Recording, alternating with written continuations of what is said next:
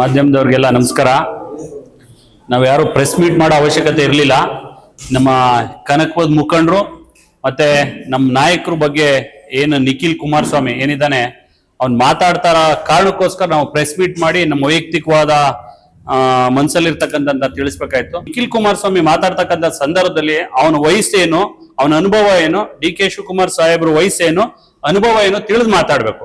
ಇದೇ Kumaraswamy ಅವರಾಗ್ಲಿ, ದೇವೇಗೌಡರಾಗ್ಲಿ, D K Shivakumar ಸಾಹೇಬರಾಗ್ಲಿ ಅವ್ರವ್ರ ವೈಯಕ್ತಿಕ ಮಾತಾಡಿದ್ರೆ ಅವರೆಲ್ಲ ಒಂದು ಸಮಕಾಲೀನರು. ಅವ್ರ 35-40 ವರ್ಷದ ರಾಜಕಾರಣದ ಅನುಭವ ಇದೆ. ನಿಖಿಲ್ ಕುಮಾರಸ್ವಾಮಿ ಅನುಭವ ಏನಿದೆ, ಅವ್ನ ಸ್ಟೇಟಸ್ ಬಗ್ಗೆ ಮಾತಾಡ್ತಾರಲ್ಲ, ಅವನ ಸ್ಟೇಟಸ್ ಇಷ್ಟೇ: ದೇವೇಗೌಡರು ಮೊಮ್ಮಗ, ಮಾಜಿ ಪ್ರಧಾನ ಮಂತ್ರಿಗಳ ಮೊಮ್ಮಗ ಅನ್ನೋದು, ಮಾಜಿ ಮುಖ್ಯಮಂತ್ರಿಗಳ ಮೊಮ್ಮಗ ಅನ್ನೋದು, ಜೊತೆಗೆ 3 ಬಾರಿ ಕಂಟಿನ್ಯೂಸ್ ಸೋತ ಏನದೇ ಅವನ ಸ್ಟೇಟಸ್. ಈ ಸ್ಟೇಟಸ್ ಬಿಟ್ಬಿಟ್ರೆ ಬೇರೆ ಏನು ಸ್ಟೇಟಸ್ ಇಲ್ಲ ಅವನಿಗೆ. ಈ ಸ್ಟೇಟಸ್ ಬಿಟ್ಬಿಟ್ಟು 2 ಸ್ಟೇಟ್ಸ್ ಪ್ರಧಾನ ಮಂತ್ರಿಗಳ ಮೊಮ್ಮಗ, ಮಾಜಿ ಮುಖ್ಯಮಂತ್ರಿಗಳ ಮಗ ಅನ್ನೋದು ಬಿಟ್ಬಿಟ್ಟು ಸಾಮಾನ್ಯ ಕಾರ್ಯಕರ್ತನಾಗಿ ಬರ್ಲಿ, ಅವಾಗ ಅವನ ಸ್ಟೇಟಸ್ ಏನು ಅಂತ ಜನ ತೋರಿಸ್ತಾರೆ. ಈಗ ಆಲ್ರೆಡಿ 3 ಸಲ ತೋರಿಸಿದ್ದಾರೆ. ಇದ್ರ ಜೊತೆಗೆ ನಿಖಿಲ್ ಕುಮಾರಸ್ವಾಮಿ ಎಲ್ಲ ಹಿಂದೊಂದೆಲ್ಲ ಮರ್ತು ಬಿಟ್ಟಿದ್ದಾನೆ. ಹಿಂದೊಂದಿದ್ದಾಗ ಮಾಜಿ ಅವ್ರ ತಂದೆ ಮುಖ್ಯಮಂತ್ರಿ ಆಗಿದ್ದಾಗ ಅವ್ನ ಯಾವ್ಯಾವ ಹೋಟ್ಲ್ ಹತ್ರ ಹೋಗಿ ಏನೇನ್ ಗಲಾಟೆ ಮಾಡಿದ, ಕಲ್ಲು ಹೊಡೆದಿದ್ದು ಅದು ಎಲ್ಲರಿಗೂ ಗೊತ್ತು.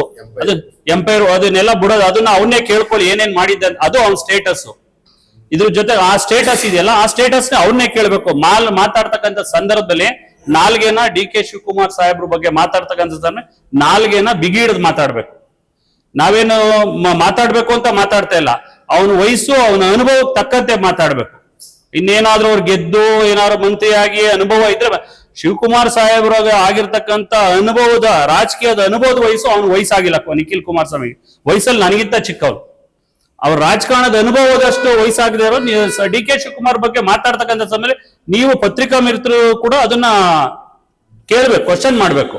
ಅವ್ನ ಏಕವಚನ, ಅವ್ನು ಬಳಸ್ತಕ್ಕಂಥ ಪದ ಇದನ್ನ.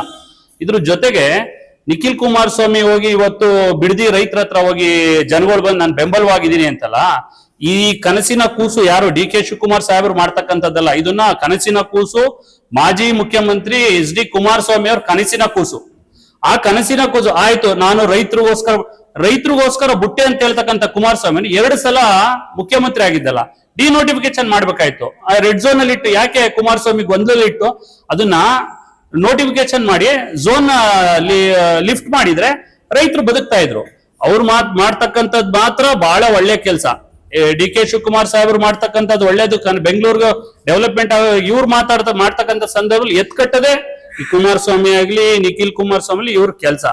ಈಗ ನಿಖಿಲ್ ಕುಮಾರಸ್ವಾಮಿ ಇಲ್ಲಿ ಬಂದು ರೈತರ ಹತ್ರ ಎಲ್ಲ ನಾನು ಹಳ್ಳಿಗೂ ಬರ್ತೀನಿ, ಎಲ್ಲಾ ಕ್ಷೇತ್ರಕ್ಕೂ ಬರ್ತೀನಿ, 120 ಕ್ಷೇತ್ರ ಸುತ್ತಿದ್ದೀನಿ ಅಂತಾರಲ್ಲ. ಹಾಸನ ತಾಲೂಕಲ್ಲಿ ಬಗ್ಗೆ ಹೆಣ್ಮಕ್ಳಿದಾರ, ಹಾಸನ ತಾಲೂಕಲ್ಲಿ ಮಾಡಿದಾರಲ್ಲ, ಹೋಗೋರ್ಗೆ ಏನಾದ್ರು ಸಾಂತ್ವನ ಹೇಳಿದಾರ? ಎಷ್ಟು ಹೆಣ್ಮಕ್ಳು ಮನೆ ಹಾಳು ಮಾಡಿದಾರ, ಹೋಗಿ ಸಾಂತ್ವನ ಹೇಳಿದಾರ? ಫಸ್ಟ್ ಅಲ್ಲೋಗಿ ಸಾಂತ್ವನ ಹೇಳಕ್ ಹೇಳಿ, ಆಮೇಲೆ ಇಲ್ಲಿ ಬಂದು ರೈತರಿಗೆ ರಾಜ್ಯದಲ್ಲಿ 120 ಕ್ಷೇತ್ರ ನಾ ಸುತ್ತಿದ್ದೀನಿ, ನಾನು ಮಾಡಿದ್ದೀನಿ ಅಂತ ಹೇಳ್ತಾ ಇದಾರಲ್ಲ. ಆಮೇಲೆ ಬಂದು ರಾಜ್ಯದ ಬಗ್ಗೆ, ಜನಗಳ ಬಗ್ಗೆ, ರೈತರ ಕಾಳಜಿ ಬಗ್ಗೆ ಮಾತಾಡ್ಲಿ. ಅವ್ರು ಫಸ್ಟ್ ಅವ್ರ ಫ್ಯಾಮಿಲಿ ಅವ್ರು ಏನ್ ಮಾಡೋರಲ್ಲ ಅದನ್ನ ವಹಿಸ್ಕೊಂಡು ಮುಚ್ಚು ಮನೆ ಮಾಡ್ತಾ ಏನು ಯಾವ್ದು ಪರದೆಯಿಂದ ಮಾತಾಡ್ತಕ್ಕಂಥದ್ದಲ್ಲ, ರಾಜ್ಯಕ್ಕೆ ಗೊತ್ತಿರೋದು ಇದು.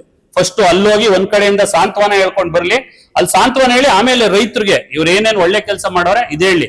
ದಯಮಾಡಿ ಮುಂದಿನ ದಿನಗಳಲ್ಲಿ ಕೂಡ ಇನ್ನೂ ಮಾತಾಡ್ತಕ್ಕಂಥದ್ದು ಬಹಳ ಐತೆ. ಅವ್ರದ್ದು ಹಿಸ್ಟ್ರಿ ಹೇಳ್ಬೇಕು ಅಂದ್ರೆ ಕುಮಾರಸ್ವಾಮಿದು ಸೇರಿಸಿ ಇಷ್ಟೇ ಬೇಡ, ನಾವು ಆ ಲೆವೆಲ್ ಮಾತಾಡೋದು ಬೇಡ, ಅದು ದೊಡ್ಡ ಲೆವೆಲ್.